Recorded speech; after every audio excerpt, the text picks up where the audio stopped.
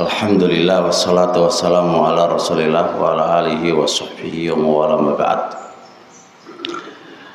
Ini kali kedua ya kita ngaji setelah duhur. Masya Allah, saya semangat ini Pak Abdul Khalik ya.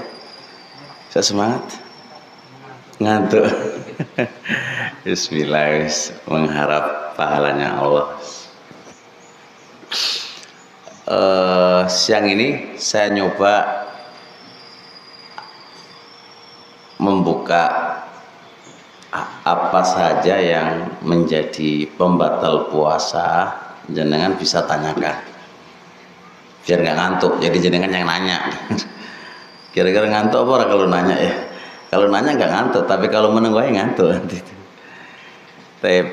Saya buka dulu lah. Apa hukum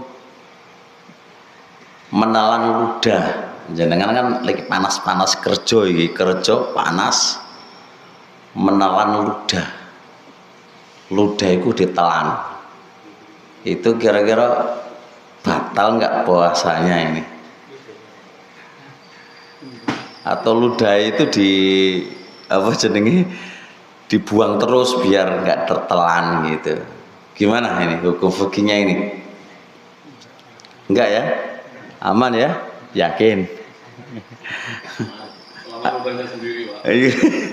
Kalau ada orang lain berbahaya Pak Syarif ya. Di madhab Syafi'iyah itu menelan ludah itu dibagi dua. Ada ludah yang biasa dan ada ludah yang dikumpulkan. Paham ya? Kalau ludah biasa, menelan ludahnya itu biasa ya, itu ulama sepakat tidak membatalkan puasa dan tidak hukumnya makruh, boleh ditelan, gak ada masalah. Ini ulama sepakat. Tapi kalau ludah itu dikumpulkan, jadi nggak ditelan sik, dikumpul sik ya, dikumpulkan dulu.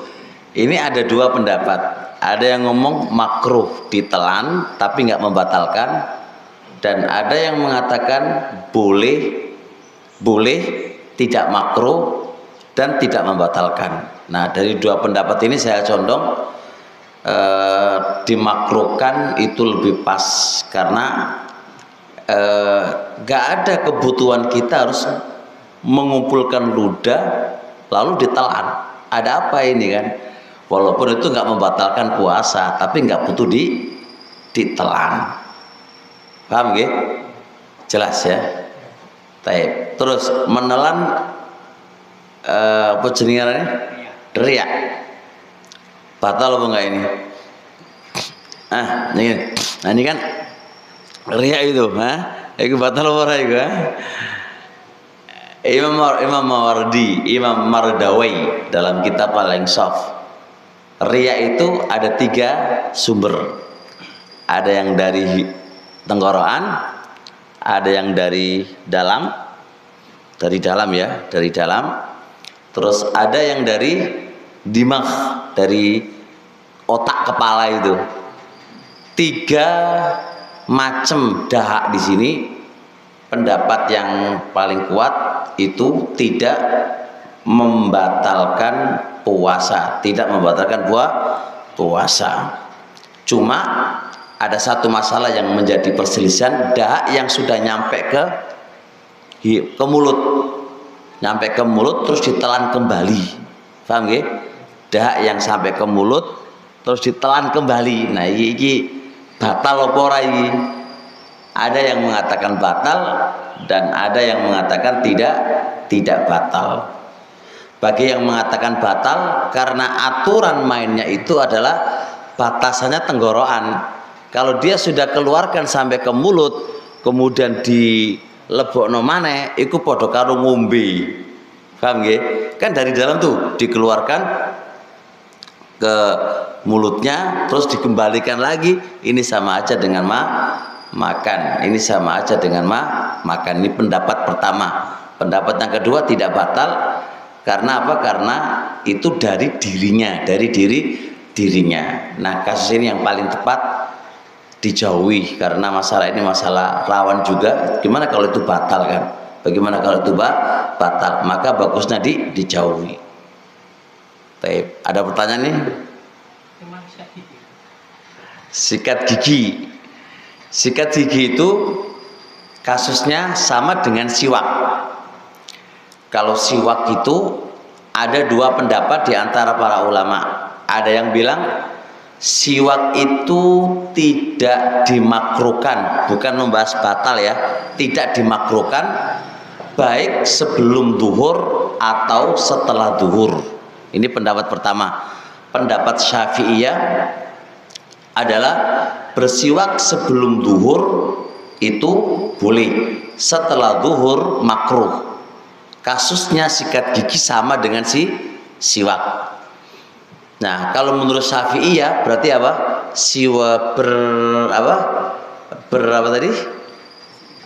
Bersikat gigi sebelum duhur itu boleh, tapi setelah duhur itu makruh. Pendapat yang paling kuat dari ini adalah boleh, baik sebelum duhur maupun setelah duhur, sah-sah aja dan boleh-boleh aja, tidak ada makruh. Kata Rasulullah SAW, laula anna syukka ala ummati la amartuhum bisiwaki inda kulli sholatin. Andai kata aku tidak memberatkan kepada umatku, sungguh saya akan perintahkan mereka bersiwak di setiap sholat.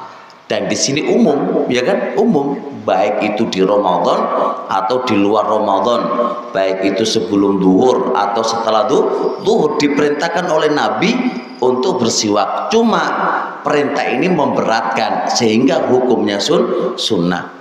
Adapun alasan Syafi'iyah kenapa kok dirinci kalau sebelum duhur oleh, kalau setelah duhur gak oleh, karena ada hadis la khulufu famis shaimi atyabu indallahi minal miski. Sungguh bau orang yang berpuasa, ambune wong poso itu di sisi Allah lebih harum ketimbang minyak wangi kasturi. Tapi itu di sisi Allah loh ya, bukan di sisi kita. Nah coba ambune Pak Abdul Khalik wangi apa kira-kira? Ya tetap ambune gak enak kan, tapi indallah lebih harum ketimbang apa? Ketimbang kasturi. Nah, kata Syafi'iyah, kalau itu sampean sikat gigi, sampean sikati, maka bau harum itu, wangi apa, bau yang gak enak tadi dia, itu sampean hilangkan dengan sikat gigi atau bersiwak. Padahal bau yang tidak enak itu apa? Lebih harum di sisi Allah ketimbang minyak kasturi. Ojo dihilangkan bau nggak enak itu, gitu kan? Itu pendapat Syafi'iyah. Tapi yang tepat adalah boleh. Dan bagaimana cara menjawab ini? Kita jawab sampai dalam bab apa tadi? Disiwaki pun tetap seambu ora? Seambu karena bau nggak enak itu karena dari dalam perut yang lapar, ngegas, gasnya itu keluar sehingga keluarlah bau tidak enak. Sama sikati ping 100 pun tetap ambu karena masalahnya bukan di mulut tapi di mana? Di dalam perut yang lapar, sehingga tetap disikati atau disiwaki tetap ambu. Maka pendapat yang paling kuat tidak ada masalah untuk bersiwak. Terus gimana kalau kita merasakan rasa itu kan ya? Ada rasa kan? Bedakan Pak ya. Rasa dengan makan. Rasa itu hanya di ujung apa? Lidah. Yang dikatakan batal itu kalau menelan dan memasuki tenggorokan. Oleh karenanya Ibnu Abbas ketika ditanya boleh nggak nyicipin makanan, nyicip makan itu jangan dipahami ke wong Jawa makan saiti jenenge nyicip, bukan. Maksudnya nyicip itu dirasakan iki pahit, apa manis, apa asin. Nah, itu tertuju kepada ujung lidah. Lah ujung lidah itu bukan namanya makan. Dia bisa merasa dan dia bukan dikategorikan bukan makan. Oleh karenanya Ibnu Abbas ketika ditanya boleh nggak nyicip makan, boleh, nggak ada masalah karena nggak ada unsur yang membatalkan masuk ke dalam apa tenggorokan. Apa itu jenis perempuan atau laki-laki? Apa itu? Yang masak dan mencicipi. Ora umum nyicipin sama ya tukang masak ya ora apa-apa. Tapi itu yang membutuhkannya. Kalau jenengan nggak membutuhkan ngapain apa? Nyicipin itu jenenge makruh, itu jenenge aneh-aneh kan. Bagi yang membutuhkannya ya boleh nyicipin. Nah, kalau tidak membutuhkan untuk nyicipin ngapain nyicipin kan gitu loh. Kalau Anda membutuhkan ojo sik aku sing bagian koki nih, ketua koki jenengan ya sik tak cipi-cipi gak apa-apa. Tapi kalau jenengan gak dadi apa-apa terus nyicipin poso-poso kok nyicipin wis piye terusan. Paham ya? Paham ya? Ya. Merokok itu kan membatalkan puasa. Iya. Kalau misalnya mencium bau masakan sedap itu gimana? Dicium biar enak gitu. Pertanyaan bagus juga ini. Kalau rokokan itu batal posone. Nah, saiki gak usah rokokan. Aroma apa? Aroma masakan itu sedoten. Wah, wis mlebu wis enak pol iki ya. Iku batal apa ora? Nah, jawabannya perhatikan ya. Rokok itu kenapa kok batal posone? Ada dua sisi. Sisi pertama, asap yang masuk. Yang kedua, di asap itu mengandung zat. Nah, ini yang menjadikan batal karena mengandung zat. Dia tidak sekedar angin. Buktinya apa? Coba itu di center apa di mana? Di apa nih? Kelihatan apa? Data itu. Di rongsen. Itu rongsen jenenge apa jenenge? Iya ngono lah boy iku apa iku mau. Iki coba didelok itu bukti nyatanya orang yang pecandu rokok itu akan ada apa? Di tenggorokan itu flek apa itu ada. Itu bukti bahwasanya asap rokok itu mengandung zat. Ini yang menjadikan batal. Buktikan yang kedua, ketika Anda menghisap apa itu? Asap, itu nggak akan ada flek apa-apa di dalam tenggorokan Anda dan dalam paru-paru Anda, nggak ada. Nah, itu yang membedakan kenapa kalau menghirup apa jenenge asap dari makan itu nggak batal, tapi menghisap apa rokok itu batal. Itu diantara itu yang menjadi problem perbedaan diantara mereka adalah itu. Wis, biar nggak ngantuk toh sekarang. Pak Abdul Halik. Marai lesu Pak. Kemarin lesu salib ya. Menghirup udara aroma makanan lagi. Loh, ya kan orang masalah. Yo nggak lesu karena pengen mangan kan. Lah ya, tapi kan masalah kita kan nggak batal. Nah kalau pengen lesu ya jadi hirup, tidak lesu gitu loh. Kenapa Pak? Kemarin saya dengar ceramah dari salah satu ustaz bahwa mengkorek telinga itu batal puasa. Enggak ada sesuatu yang keluar dari telinga itu apa? Yang masuk ke telinga itu apa? Wong itu malah mengeluarkan kok. Dia masukkan kafir berarti. Enggak, itu justru tidak berdalil itu. Dan itu agak sedikit ngawur itu. Karena memasukkan di sini itu enggak ada hubungannya. Membatal gini Pak, kaidah ini harus pahami. Kaidah di dalam masalah seluruh ibadah nggak bisa diotak-atik lagi sudah itu. Seseorang yang menjalankan suatu ibadah yang sudah melakukan syarat dan rukunnya itu berarti konsekuensinya sah. Tidak boleh satu pun orang mengatakan batal puasa kamu, itu nggak boleh, kecuali harus mendatangkan apa? Dalil. Nah, sekarang dalil apa yang dijadikan acuan ngorek apa? Telinga. Wong itu nggak memasukkan sesuatu ke dalam perut gitu kan? Bahkan ini sekitar ngelbokno nang di neng telinga itu nggak masuk, itu hanya sekedar apa?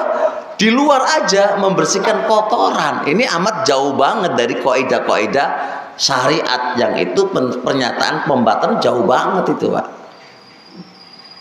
Nggak beralasan itu. Jangankan itu ya, kentut di apa itu?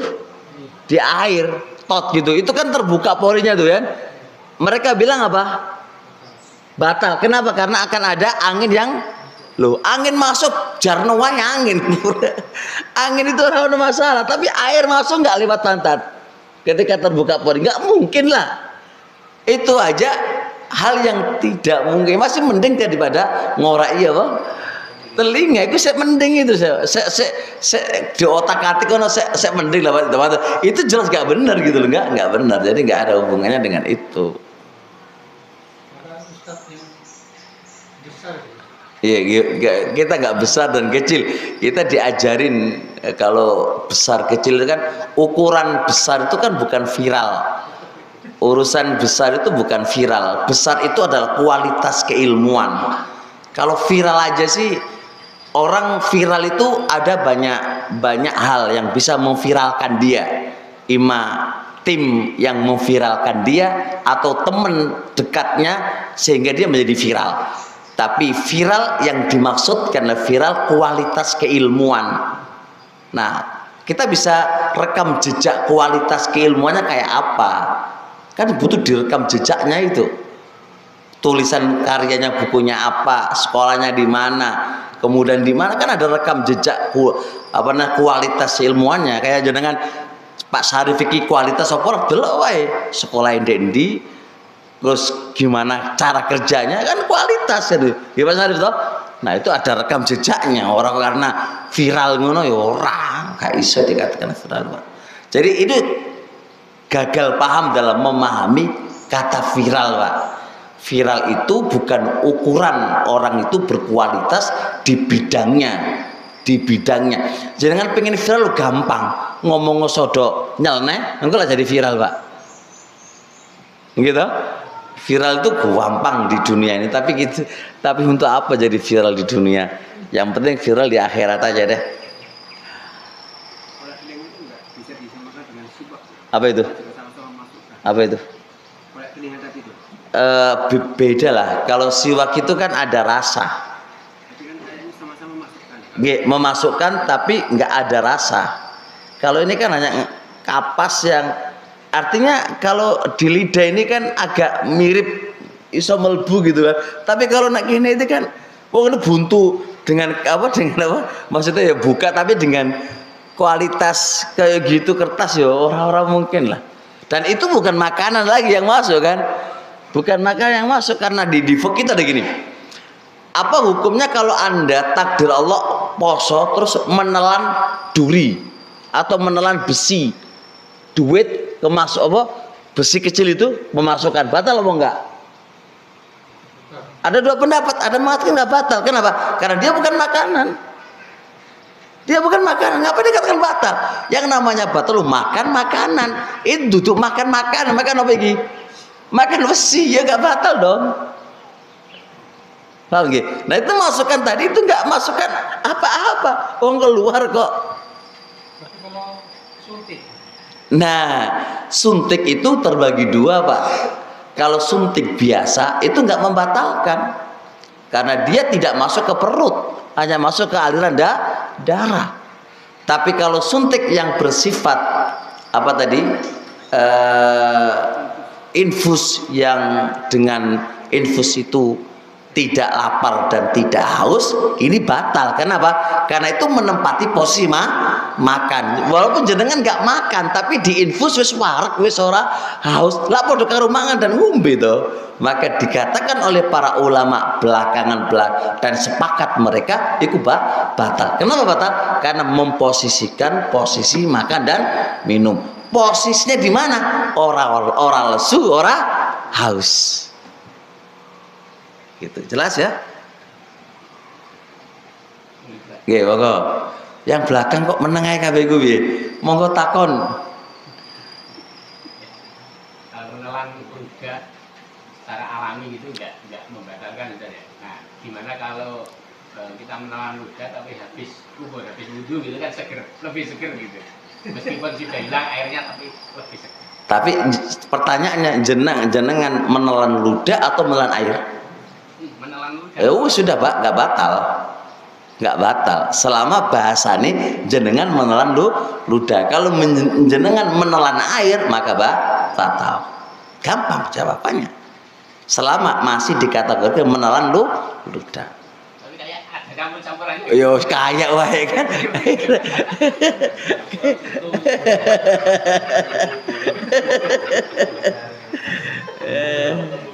Ikut tabe dikit lah, asalnya kan ludah. Kadang-kadang kayak gini, sampai beberapa kali saya keluarkan gitu untuk menghabiskan yang seger tadi. Oh gitu ya. Baru bisa sholat. Insya Allah nggak ada masalah karena Nabi dan para sahabatnya juga berwudu kan, dan nggak ada nukil harus diludahkan dulu, nggak apa-apa insya Allah. Agama adalah agama mereka, kita nggak terlalu membebani diri, terlalu membebani diri Pak. Itu malah bahaya, nggak bahaya bahaya lah. Tapi kalau ada keraguan, kita ragu aja.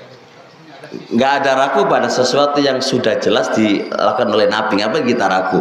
Masa awan dewek lebih pintar daripada Nabi, masa dewek lebih takwa ketimbang Nabi dan para sahabat? Nggak mungkin lah. Masuk kan? Masuk lah. Masuk Pak Eko ya.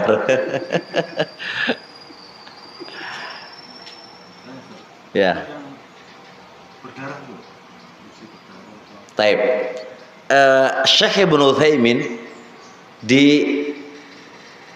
fatwa beliau, gusi yang berdarah, lidah yang berdarah, itu kata beliau haram ditelan. Haram ditelan, dan bagi yang menelannya itu batal. Kenapa kok dihukumi haram? Karena haram itu, karena darah itu haram. Hurrimat alaikumul maitat wad dam, diharamkan atas kalian bangkai dan darah. Darah manusia itu haram hukumnya. Paham? Dan itu adalah sesuatu benda cair kan, sama dengan air. Ketika Anda menelannya maka itu batal. Bisa dipahami? Ini pendapat Syekh Ibnu Utsaimin. Akan tetapi saya katakan nih, ini saya punya mengumpulkan beberapa data ini. Kalau pribadi begini, saya pilih begini. Kalau memang darah itu adalah darah yang hanya basah di mana? Di gigi basah ya, dan tidak berbentuk darah utuh gitu yang bisa dikeluarkan. Kan ada darah yang bisa dikeluarkan dan ada darah yang nempel gitu kan. Kalau darah yang bisa dikeluarkan dan mudah dikeluarkan jenengan telan, maka ini batal dan haram hukumnya.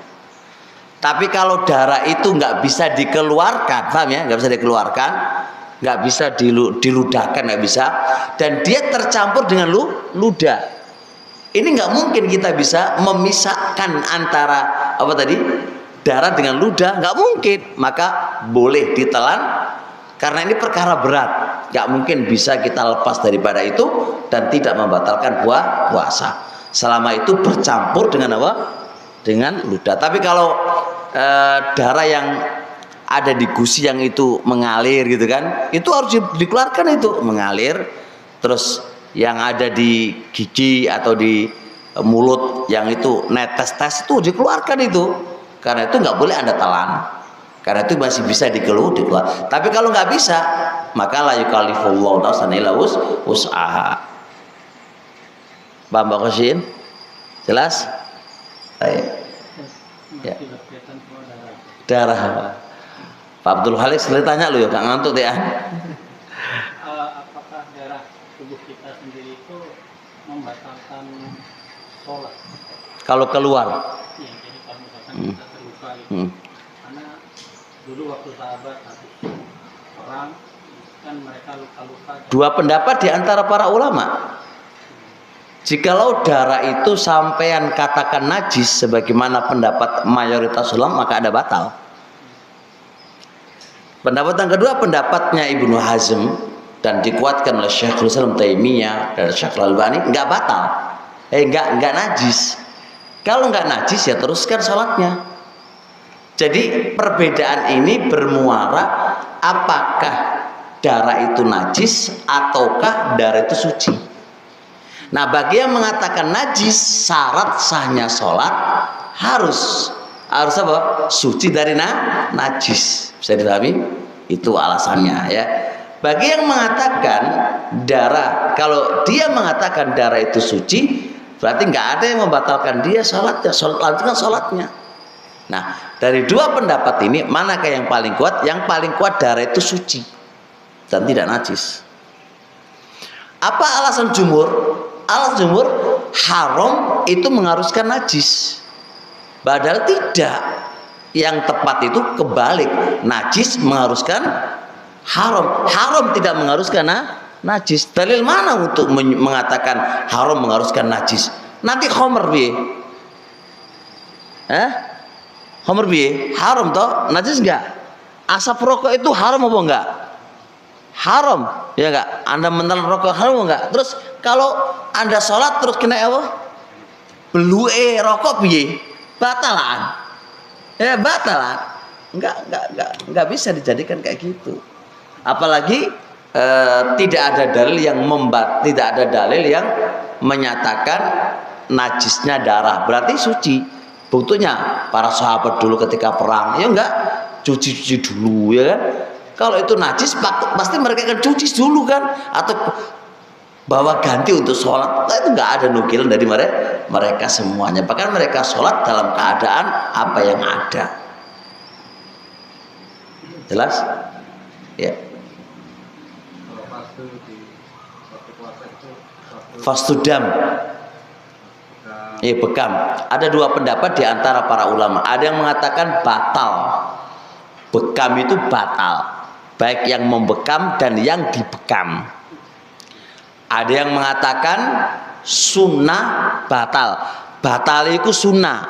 Dia bukan pembatal tapi sunnah batal. Ini ada dua dalil yang menjadi kontradiksi secara zahirnya. Hadis yang pertama, aftarul hajimu wal mahjumu. Hendaknya orang yang berbekam dan yang dibekam itu batal posone. Ini hadis sahih. Hadis yang kedua, pernah Rasulullah Shallallahu Alaihi Wasallam berbekam wa huwa shaim, sedangkan Nabi itu puasa dan Nabi tidak membatalkan puasanya. Ini kontradiksi dari dua dalil. Maka pendapat yang paling kuat adalah dikompromikan. Gimana caranya? Jikalau yang membekam dan yang dibekam itu lemes, ngerti lemes ya? Lemes, mes dengan dikeluarkan darah, maka Anda harus membatalkan.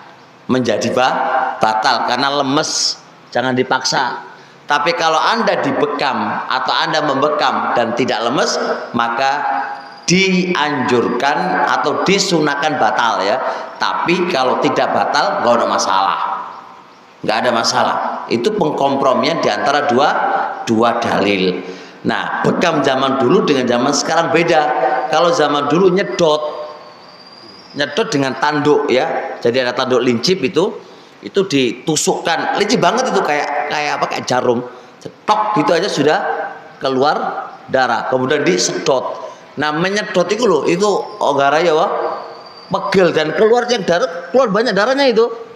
Kalau bekam kita ini kan tek ini kan saupil metune kan, sehingga nggak terlalu capek, sehingga tidak mengharuskan dia harus batal puasanya.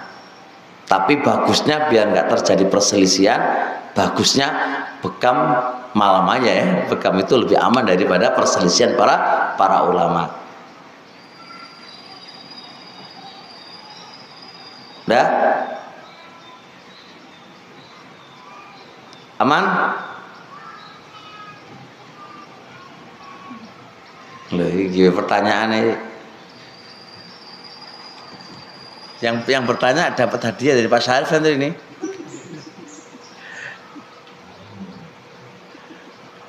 Ya. Masalah memperbanyak kita kan Pak Khair sungkan bertanya di pinggirnya Pak Syarif itu. Biasanya takut terus Pak Khair. Ini. Saya dulu. Pak kasih dulu. masalah ibadah kan kalau memperbanyak sedekah itu lebih baiknya di rumah atau di masjid atau di rumah? Ya hukum asal di Ramadan disuruh atau dianjurkan memperbanyak baca Al-Quran dimanapun Anda berada, nggak mesti di masjid. Cuma kalau di masjid dapat keutamaan baru karena Anda niat itikaf di masjid. Tapi kalau di rumah kan di mana-mana kan tidak ada.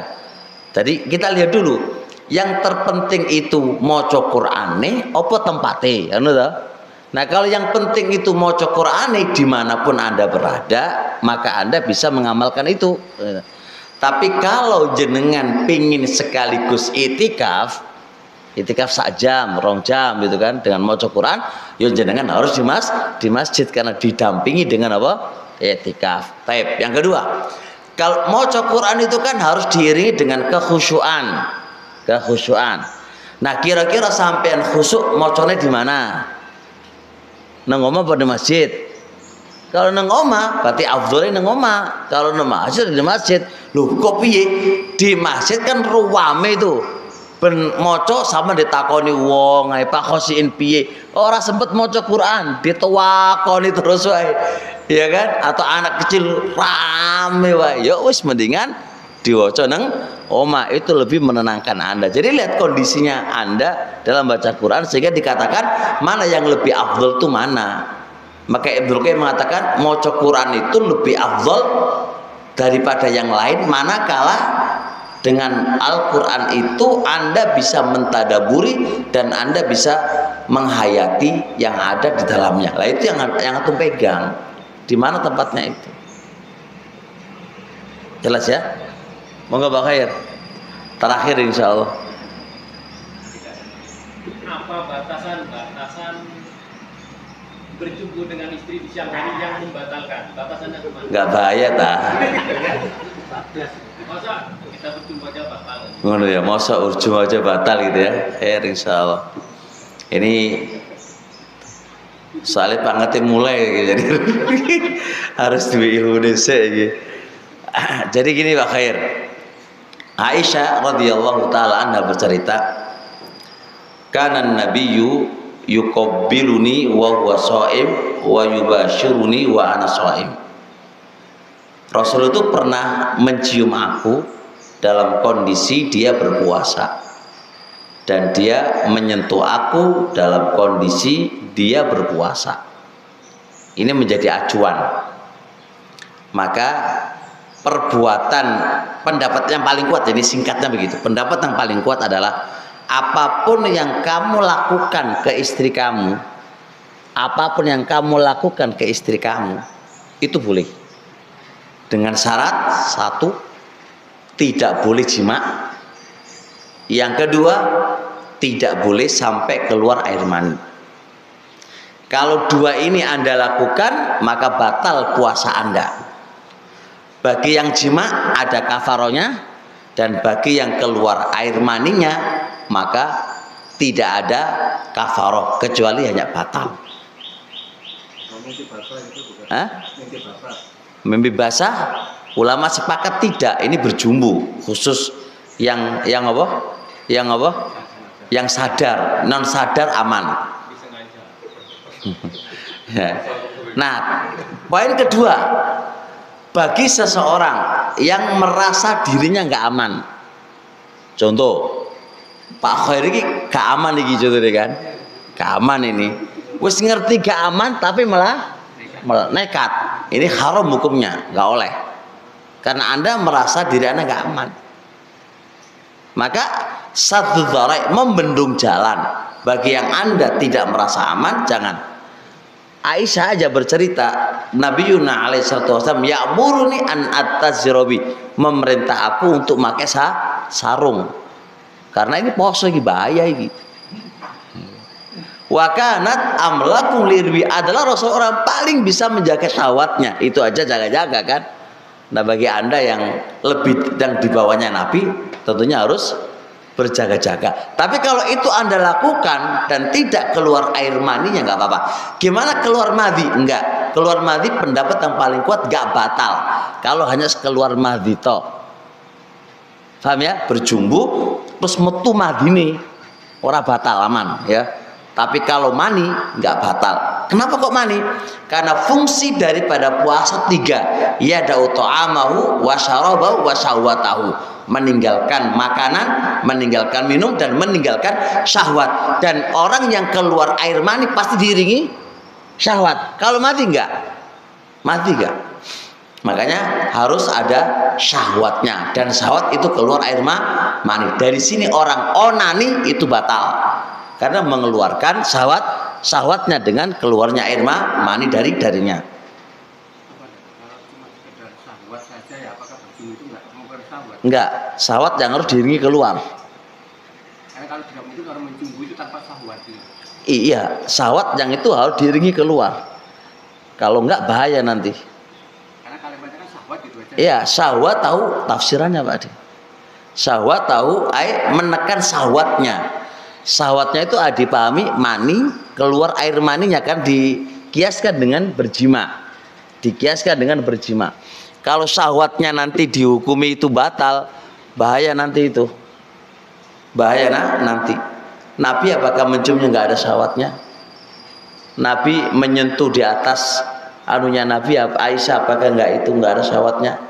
Maksud mencium orang syahwatnya orang sudah mencium jadi ini. Ya, cukup insya Allah jam 2 itu. Oh, jam 1 ya. Oh, jam 2. Oh. Baik, sampai di sini insya Allah. Subhanakallahumma hamdik, asyhadu an la ilaha illa anta, astaghfiruka wa atubu ilaik. Assalamualaikum warahmatullahi wabarakatuh. Abdul Khalik, monggo dibagi manganane.